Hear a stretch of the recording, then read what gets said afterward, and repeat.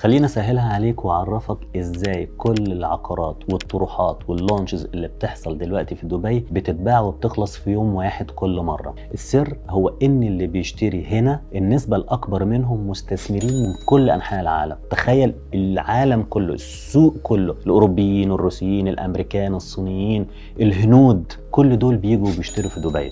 عزيزي المستثمر، انت دلوقتي بتتنافس على عقارات دبي ومشاريع دبي مع كل العالم، مش مع سكان الامارات فقط. انت عارف ان دبي بعد ما اخذت مكان سويسرا دلوقتي في انها تستقطب اثرياء العالم وييجوا ينقلوا فلوسهم في دبي ويعيشوا في دبي، دلوقتي التارجت على لاس فيغاس. دبي هتكون البديل الجديد للاس فيغاس. اللي مستبعد يروح امريكا علشان يتفسح ويشوف لاس فيغاس ويعيش وينجوي الحياة بتاعت لاس فيغاس، دبي هتكون لاس فيغاس المعدلة، النسخة المحسنة. هل انت مستعد للموجة الجديدة دي؟ على فكرة هجوم المستثمرين متوقع موجة جديدة بعد الاعلان الجديد اللي حصل من شركة وصل ومجموعة الفنادق العالمية انهم هيعملوا منتجع سياحي كبير على جزيرة على شواطئ دبي في جميرة، هتضم اكبر 4 فنادق عالمية واكبر براندات في صناعة الترفيه والسياحة في امريكا، وهيعملوا مركز دولي كبير بينافس لاس فيغاس. لو عاوز تلحق الموجة الجديدة دي من الاستثمارات وجني الأرباح، اتصل على الأرقام اللي موجودة أو ابعت لنا على الواتساب أو اكتب في التعليقات وإحنا هنتواصل معاك بنفسنا.